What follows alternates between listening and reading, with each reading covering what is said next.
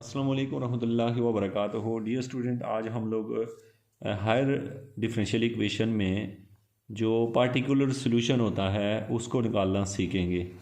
याद रखें स्टूडेंट कि चूँकि मैं एक वीडियो के अंदर ज़्यादा चीज़ें इसलिए डिस्कस करता हूँ क्योंकि आप जब पेपर देने जाते हैं तो वही वाला पेपर में क्वेश्चन नहीं आया होता। हम तमाम टेक्निक्स, तमाम इश्यूज़ जो होते हैं वो एक ही वीडियो में डिस्कस करते हैं। मसलन अगर इस तरह का सवाल कोई भी आ जाए जिसकी दूसरी साइड ज़ीरो हो, जैसे यहाँ पर जो टर्म है ये ज़ीरो हो, तो इन दैट केस जो इस तरह के सवाल होते हैं उन तमाम तरह के सवालों को हल करने का तरीका हम एक ही वीडियो में लर्न करते हैं। ऐसा सवाल जो होता है जिसमें इस साइड पे कुछ भी ना दिया हो, उसका सिर्फ एक ही सलूशन आता है, उसको हम कहते होते हैं कम्प्लीमेंट्री सलूशन। निकालने का क्या प्रोसेस होता है? सबसे पहले हम ये कर लेते हैं, सवाल को ऐसे लिखते हैं।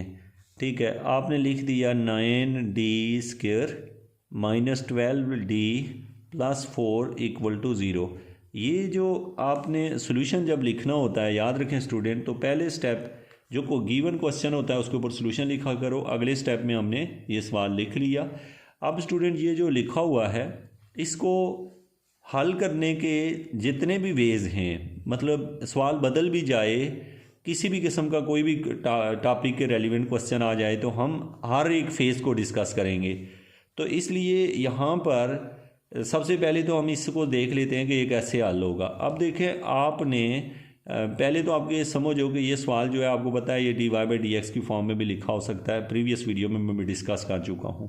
अब स्टूडेंट हमारा सवाल ये है कि हम इसको आगे हल करें, तो कैसे हल करें? देखें, इसकी फैक्टराइजेशन अगर आप कर सकते हैं तो वो कर लें। अगर फैक्टराइजेशन नहीं होती है आपसे तो फिर आप इस पर क्वाड्रेटिक फार्मूला लगा सकते हैं। तो ये दोनों आपके ऊपर डिपेंड करता है। अगर फैक्टराइजेशन आई तो या फैक्टराइज कर लें। तो अब इसको अगर देखें हम, तो ये जो इसके फैक्टर बनते हैं, जो बनने चाहिए 36 बनना चाहिए, और 6 और 6 बन रहे हैं। क्या बन रहे हैं? 6 और 6। अगर आपको नहीं पता चलता क्वाड्रेटिक फार्मूला लगा लेंगे। यहाँ आ गया मेरे पास 9d² -6d -6d + 4 = 0। तो आपने क्या कर लिया, यहाँ से इसके फैक्टर बना लिए। अच्छा, अब हमने यहाँ से कॉमन लिया। क्या कॉमन है? 3d, और यहाँ पे आ गया 3d माइनस यहाँ पे 3 2, और यहाँ से कॉमन लिया -2। तो यहाँ से जब हमने -2 कॉमन लिया तो यहाँ पे क्या रह गया हमारे पास? 2 कॉमन लेने से एक d और -2 कॉमन रह गया, बल्कि सॉरी 3d -2 = 0। ये बना। अब स्टूडेंट ये ब्रैकेट के अंदर दोनों कीमतें सेम हैं, फिर से इन दोनों को कॉमन ले लिया। जब इनसे कॉमन लेते हैं तो यहाँ रह जाएगा 3d -2 = 0। अब हमने जब यहाँ पहुँचे हैं तो अब इस सवाल को हम लिख सकते हैं 3d -2 = 0 एंड 3d -2 = 0। तो यहाँ से निकला हमारे पास एक तो 3d = 2, तो d = 2/3, और वहाँ से भी यही निकलेगा क्योंकि आपको पता है दोनों एक ही थे। तो यहाँ से देखें तो हमारे जो d के आंसर निकले हैं वो 2/3 और 2/3 निकला है। अब स्टूडेंट आपका क्वेश्चन ये है कि जब d का आंसर हमारे पास निकल जाता है तो अब देखें आप कोई और सवाल हल कर रहे हैं तो उसके आंसर कुछ और आएंगे। ठीक है, और वो कितनी टाइप के आंसर आ सकते हैं यहाँ पर मैं उनको रफ में डिस्कस कर रहा हूँ। देखें, सपोज मेरे पास एक आंसर आ जाता 1, एक आ जाता 2, या फिर मेरे पास आंसर आ जाता d। मसलन बाद दफ़ा मैं नहीं हल होता ये फैक्टराइजेशन से, तो ऐसे आंसर आ गया सपोज -1 + -i, मेरा ऐसा आंसर आ गया।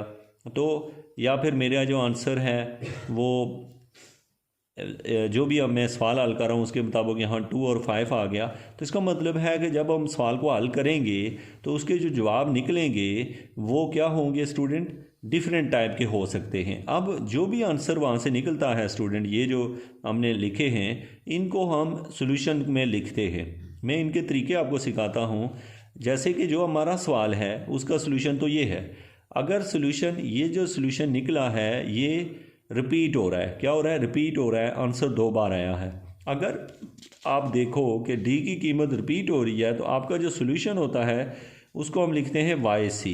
तो इसको yc की जगह y भी कह सकते हैं क्योंकि इस सवाल की दूसरी साइड चूँकि 0 है तो चूँकि इस वजह से आप इसको कॉम्प्लीमेंट्री सॉल्यूशन या जनरल सॉल्यूशन दोनों एक ही होंगे, क्योंकि जिसकी दूसरी साइड भी ज़ीरो ना हो यहाँ पर, तो आप अगली एक्सरसाइज में जाके देखेंगे कि इधर से जो जवाब निकलता है उसको वाई पी कहा जाता है, जो उधर से निकलता है उसको वाई सी कहा जाता है। जब दोनों के आंसर को ऐड करते हैं तो वहाँ से वाई निकलता है, और वाई क्या होता है, Y P plus Y C. लेकिन याद रखें स्टूडेंट कि अगर हमारे पास ये टर्म ही ज़ीरो हो तो फिर एक ही सोल्यूशन होता है, वाई पी ज़ीरो हो जाता है तो वाई और वाई सी एक ही आंसर देते हैं। तो इसलिए हम वाई सी फिर लिखते ही नहीं हैं, जस्ट डायरेक्ट वाई ही लिख लेते हैं। अच्छा, ये किसके बराबर होता है, ये बराबर होता है, अच्छा ये याद रखिएगा, ये वाई मैंने इसलिए लिखा है क्योंकि सवाल में यहाँ वाई था। अगर यहाँ सवाल में टी हो तो यहाँ पे मैं टी ही लिखूँगा, यानी टी का जवाब निकलेगा ना, जो चीज़ वहाँ पे होती है उसी का आंसर निकलता है। तो ये आपको समझ हो कि यहाँ पे वाई क्यों लिखा है, और ये हमेशा हम लिखते हैं। और इसका तरीक़ेकार ये होता है, जो हमारे जवाब निकलते हैं, हम अगर जवाब रिपीट हो रहे हों तो मसलन मैं इसको लिखूँगा ऐसे C1 प्लस C2x, और साथ में e की पावर जो भी यहाँ कीमत निकली होती है वो यहाँ लिख देते हैं 2/3 और साथ में x। ठीक है, ये x क्यों है, ये x यहाँ पे इंडिपेंडेंट वेरिएबल है। ठीक है, या ये क्या है, इंडिपेंडेंट वेरिएबल है। अब आपसे कोई बंदा ये पूछ सकता है, यहाँ पे हम इसके तमाम फेस को डिस्कस करते हैं कि भाई तुमने x यहाँ पे क्यों लिखा है, यहाँ पे x कहाँ से आ गया। तो आप कहेंगे कि ये जो यहाँ पे तो सवाल में कहीं x था ही नहीं। तो आप कहेंगे असल में ये जो डी स्क्वायर है ये basically D Y over D X square को है, यानी कि इसके अंदर x मौजूद था, इसके अंदर था ये वो वाला x, इस वजह से हमने यहाँ पे x लिखा है। अब स्टूडेंट हम प्रैक्टिस करते हैं कुछ आंसर लिखने की। मैं आपको मिसाल देता हूँ, आपसे ये कहा जाए कि आपका डी का आंसर निकला है 1 1 1, तो कोई कहेगा ये आपके, अगर सपोज अगर कोई सवाल आपने हल किया, डी के 3 आंसर निकले। अच्छा, ये भी आपको समझ हो कि डी के कितने आंसर निकलते हैं। अगर दिया हुआ सवाल आपका क्वाड्रेटिक हो, मतलब जैसे यहाँ पे 2 है ताकत इसकी, तो इसके 2 ही जवाब निकलते हैं। अगर यहाँ डी क्यूब में होता तो इसके डी के 3 आंसर निकलते। तो ये हमें पहले ही पता होता है। अगर हमको और सवाल हल कर रहे हैं और हमारे आंसर सपोज 1 1 1 या 2 2 2 या कोई इस तरह के सेम आंसर आ जाएँ, तो स्टूडेंट उसका आंसर लिखने में हम लिखते हैं y इज इक्वल टू, क्या लिखते हैं हम लोग, y is equal to C1 plus C2x plus C3x square. तो इसका मतलब है कि 3 दफ़ा ऐसे लिखेंगे और फिर ब्रैकेट के बाहर लिख देंगे e की पावर, ये यहाँ पे जो भी दिया होगा 2x, ऐसे यहाँ अगर 5 दिया होता तो 5x। तो ये 3 बार क्यों लिखे हैं, क्योंकि यहाँ पे 3 नंबर्स थे इसलिए। अगर ये 4 होते तो आप लिखते C1 C2x C3x स्क्वायर और C4x4।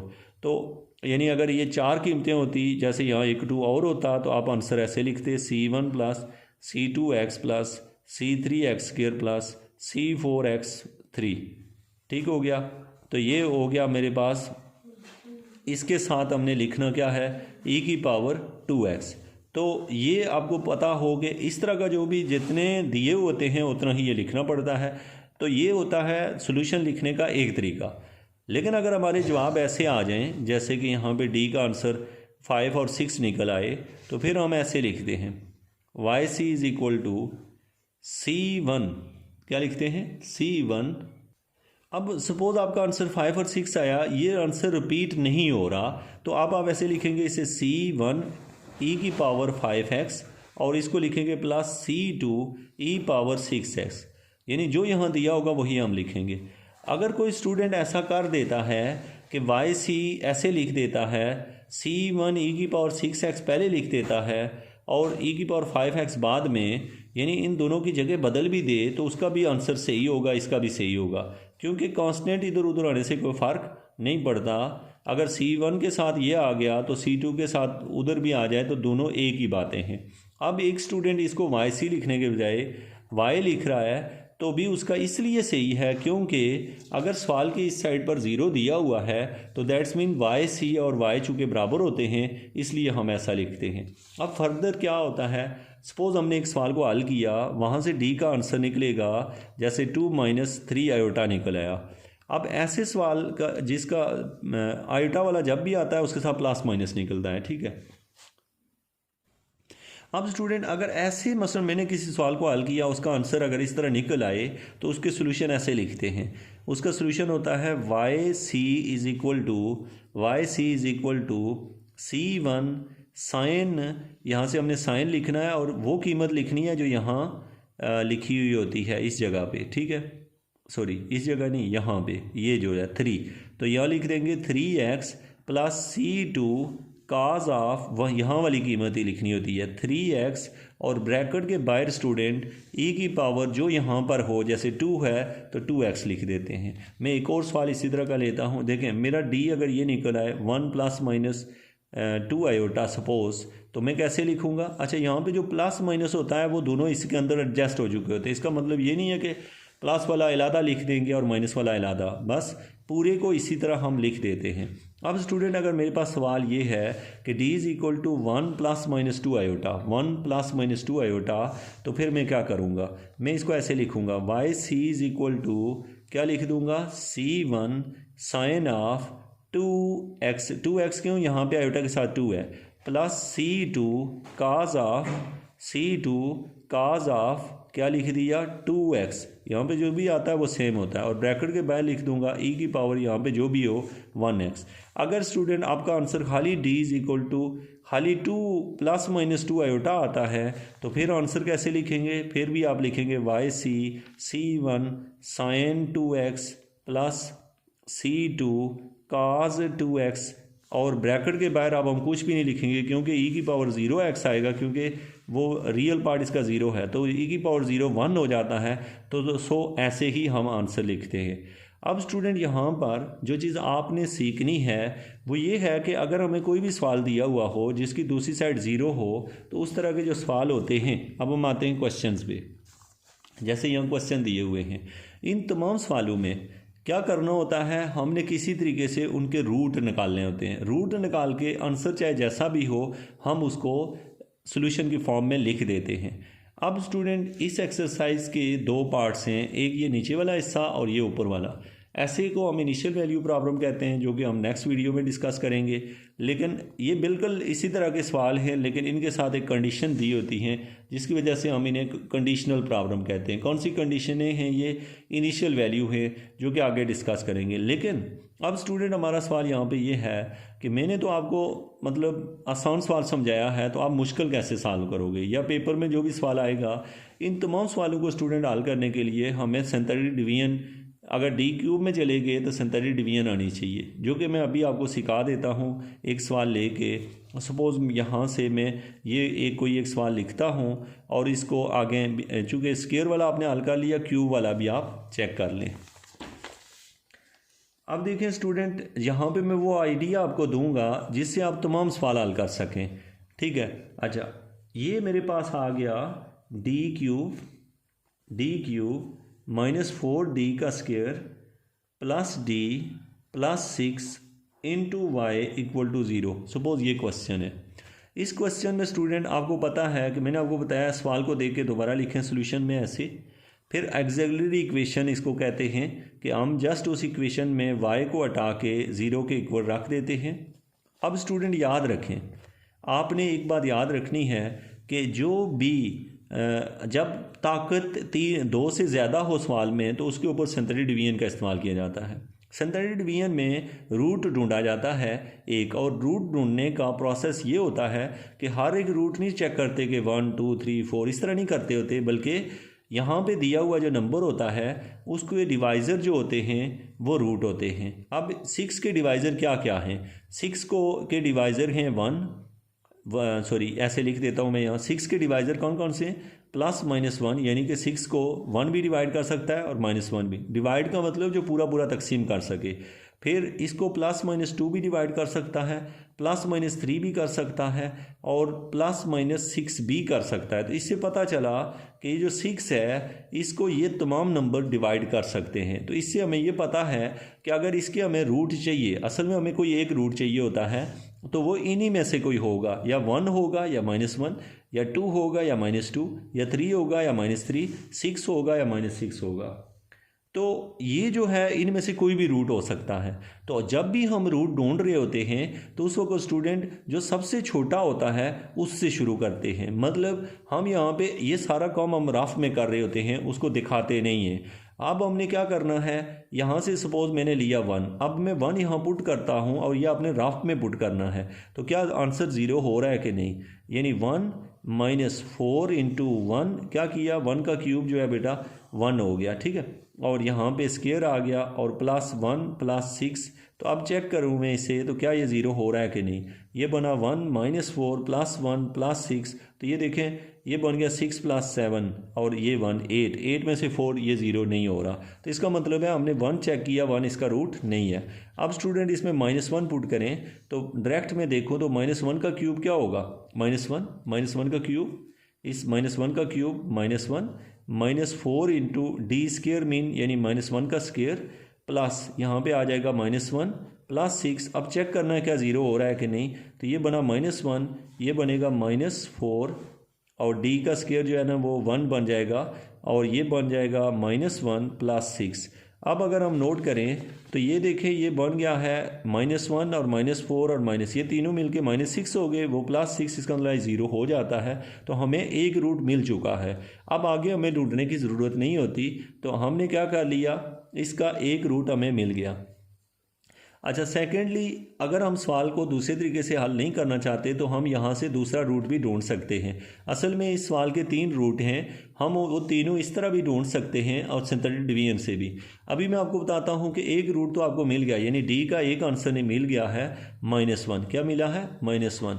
अब आप यहाँ से चेक कर सकते हैं 2 या -2 को भी, लेकिन उससे बेटर है कि आप एक ही तरीके यानी सिंथेटिक डिवीजन से हल करना सीख लें। अब हम सीखना चाहते हैं कि सिंथेटिक डिवीजन इन सवालों पे लगती कैसे है। सिंथेटिक डिवीजन का स्टूडेंट ये असूल होता है कि आप इस तरह एक लाइन लगाते हैं और यहाँ पे लिखी हुई कीमत के कोफिशिएंट लिखते हैं, यानी डी क्यूब का कोफिशिएंट है 1, डी स्क्वायर का कोफिशिएंट है -4, डी का कोफिशिएंट है 1 और कांस्टेंट का कोफिशिएंट है 6। अगर इनमें से कोई मिस हो, जैसे डी स्क्वायर मिस हो, तो उसकी जगह 0 लिखा जाता है। अच्छा, ये लिखने के बाद जो रूट आपको मिल गया होता है उसको यहाँ पर लिख दिया जाता है। अच्छा, जैसे हमने यहाँ पे रूट लिख दिया, अब स्टूडेंट हमारे पास ये हुआ कि यहाँ से जो लिखी हुई कीमतें होती हैं इसको जैसे यहाँ लिखी होती है वैसे का वैसा नीचे लिख देते हैं। जैसे ये 1 है तो नीचे 1 लिख दिया इसी को देख के। अब इसको इससे मल्टीप्लाई किया तो आंसर आया -1, इसको इसमें ऐड किया तो यह आ गया बेटा -5, ये इससे मल्टीप्लाई होगा तो यह आ जाएगा +5, ये इससे मल्टीप्लाई हुआ तो क्या आ गया 5, इन दोनों को ऐड करें तो 6, इसको इससे मल्टीप्लाई किया तो -6, अब इन दोनों को ऐड करेंगे तो 0। अगर ये 0 ना आ रहा हो तो दैट्स मीन जो रूट हमने ढूंढा होता है वो गलत होता है। अब स्टूडेंट ये जो नई इक्वेशन बनी है वो बन गई है, इसको देख के लिखें तो ये बनेगी डी का स्क्वायर, जो पहले जो भी होता है उसे जैसे 1d का स्क्वायर -5d प्लस 6 = 0, ये मैंने यहाँ से देख के लिखा है। इसको मैंने लिख दिया 1d का स्क्वायर -5d प्लस 6 = 0। तो ये जो रिजल्ट मैंने लिखा है, अब मैंने यहाँ से स्टूडेंट डी की कीमत निकालनी है, चाहे फैक्टराइजेशन से निकालूं या फिर मैं क्वाड्रेटिक फार्मूले से। अब एक बात और याद रखें, अगर सवाल आपको d⁴ में दिया हुआ है तो पहले हम उसके 2 रूट ढूंढ लेते हैं। कितने रूट? 2, तो उसके ऊपर 2 बार सिंथेटिक डिवीजन लगाते हैं, ठीक है। वो उस सवाल के ऊपर हम 2 बार सिंथेटिक डिवीजन लगाते हैं और इसी तरीके से जब वो क्वाड्रेटिक बन जाती है तो आगे इसी तरीके से हल करते हैं जो तरीका मैं आपको बता रहा हूँ। अब देखें स्टूडेंट, इसके अगर मैं रूट देखूँ तो इसके रूट बन रहे हैं d² -3d और साथ में -2d प्लस 6 = 0, ये इसके फैक्टर बना दिए। अगर आपको फैक्टर बनाना नहीं आते तो आप कर सकते हो कि इससे क्वाड्रेटिक फार्मूले से d कॉमन ले लिया, d -3 आ जाएगा और यहाँ पे -2 कॉमन लिया तो d -3 = 0, तो यह आ जाएगा d -2 और d -3 = 0। तो यहाँ से एक आंसर मिला है 2 और दूसरा आंसर मिला है 3 और एक हमने पहले निकाला था आंसर d = -1। तो ऐसे करके हमें 3 आंसर मिले हैं, एक पहले मिल गया था, 2 यहाँ से मिले हैं, टोटल मिल के 3 आंसर। अब स्टूडेंट आपने इन तीनों आंसर को सवाल का रिज़ल्ट लिख देना है।